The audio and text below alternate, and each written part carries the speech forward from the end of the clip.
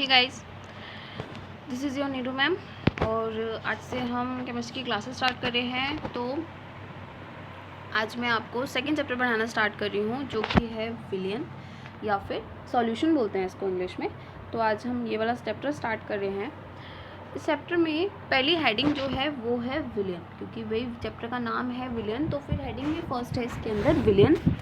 तो विलियन आपसे क्या कह रहा है, ये हेडिंग आपसे क्या कहती है, ये डेफिनेशन आपसे क्या कहती है। ये कहती है कि जब दो या दो से अधिक पदार्थों के समांगी मिश्रण को विलियन कहते हैं।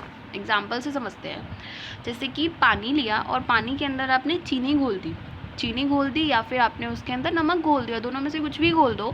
तो जब आप चीनी को पानी के अंदर घोल देते हो या नमक को पानी के अंदर घोल देते हो, तो चीनी या पानी को नमक के अंदर जब आप घोलते हो, तो घोलने के बाद वापस से क्या चीनी या नमक को आप पानी के अंदर से निकाल सकते हो? नहीं निकाल सकते हो। तो ऐसे मिश्रण, इस टाइप के मिश्रण, पानी और चीनी का मिश्रण या पानी और नमक का मिश्रण, इस टाइप के मिश्रण जो कि समान हो जाते हैं, जो कि जब एक घुल जाते हैं तो एक जैसे दिखाई देते हैं, तो इस प्रकार के मिश्रण को हम कहते हैं विलियन। क्या कहते हैं? विलियन। तो विलियन सबको समझ आ गया होगा।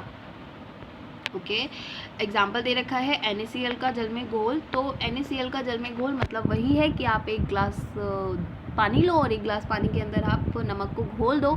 तो नमक को घोलने के बाद जो तैयार होता है उसको हम कहते हैं विलियन। ओके, और दूसरी तरीके से हम ये भी समझ सकते हैं कि विलय और विलायक, इन दोनों को मिलाकर क्या बनता है? विलियन। फॉर एन एग्जाम्पल, आपने एक बीकर लिया, एक बीकर के अंदर आपने पानी भरा, उस पानी के अंदर आपने NaCl भर दिया। क्या भर दिया? NaCl आपने इसके अंदर भर दिया और इसको आपने घोल दिया। अब घोलने के बाद होगा क्या, जब आप इसके अंदर इसको घोल दोगे तो घोलने के बाद ये एक जैसा बन जाएगा, एक समांगी मिश्रण बन जाएगा। तो जब ये एक समांगी मिश्रण बन जाएगा तब ये क्या कहलाएगा? विलियन। सबको समझ आ गया होगा?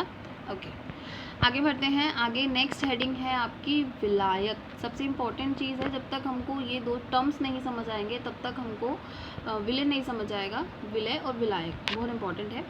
तो नमक के एग्जाम्पल से ही समझते हैं। तो सबसे पहली चीज़ ये है कि जब आपने एक ग्लास लिया था और एक ग्लास के अंदर आपने नमक को घोला था, तो किस में घोला था? पानी के अंदर घोला था, H2O के अंदर घोला था।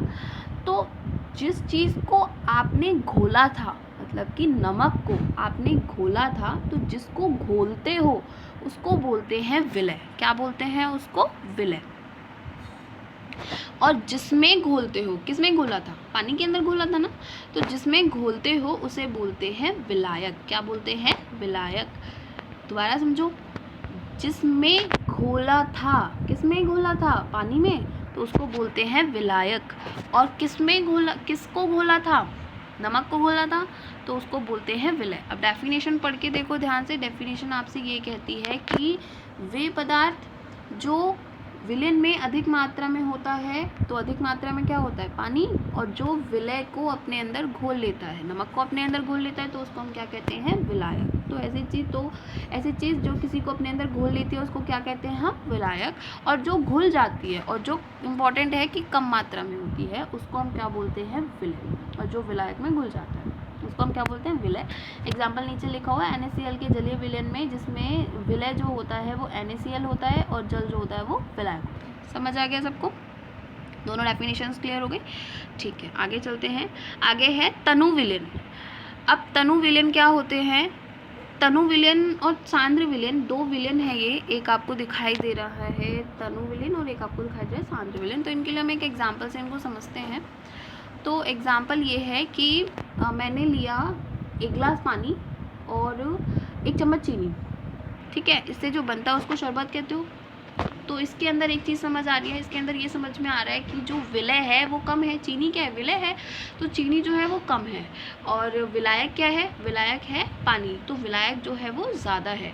तो जब विलय कम होता है और विलायक जो होता है वो ज़्यादा होता है, तब इस प्रकार के विलयनों को हम कहते हैं तनु विलयन। क्या कहते हैं? तनु विलयन। तो इसमें दिखाई दे रहा है वे विलयन जिसमें विलय की मात्रा कम और विलायक की मात्रा अधिक होती है, तो इस प्रकार के विलयन को हम तनु विलयन कहते हैं। जब शरबत बनाते हो तो चीनी लेते हो या विलय लेते हो कम, और विलायक मतलब कि पानी लेते हो ज़्यादा, तो इस प्रकार के विलयन कहलाता है तनु विलयन। समझ आ गया होगा। अब आते हैं सांद्र विलयन पे। सांद्र विलयन को अब एक इसी एग्जाम्पल से समझते हैं। तो अगर मैं आपसे कहूँ कि आपको लेना है 1 गिलास चीनी और आधा गिलास पानी, तो जब 1 गिलास चीनी और आधा गिलास पानी लोगे तो उससे क्या बनेगा? इससे बनेगा चाशनी, जो एकदम गाढ़ी गाढ़ी होगी। तो ऐसे विलयन जिसके अंदर विलय की मात्रा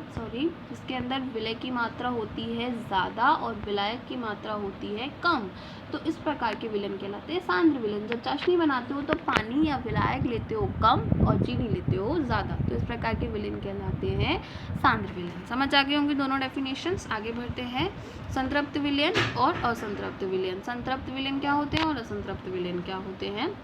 ओके, तो वे विलयन जो स्थिर ताप पर विलय की और अधिक मात्रा जिसमें नहीं घोली जा सकती है, तो एक ऐसा टेम्परेचर जिसमें आपने जब पानी के अंदर चीनी को घोलना शुरू किया तो एक ताप वो आएगा, एक टेम्परेचर वो आएगा जब चीनी उसके अंदर घुलना बंद हो जाएगी। अब चीनी इसमें नहीं घुल सकती।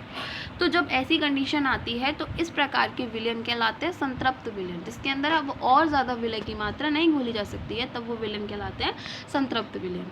और ऐसा विलयन जिसमें अभी आप और अधिक विलय की मात्रा को घोल सकते हो, अभी और घोला जा सकता है उसके अंदर, तब इस प्रकार के विलयन कहलाते हैं असंतृप्त विलयन। तो ये आपका एक पेज खत्म हो गया और आई होप आपको समझ में आया होगा इतना। ओके।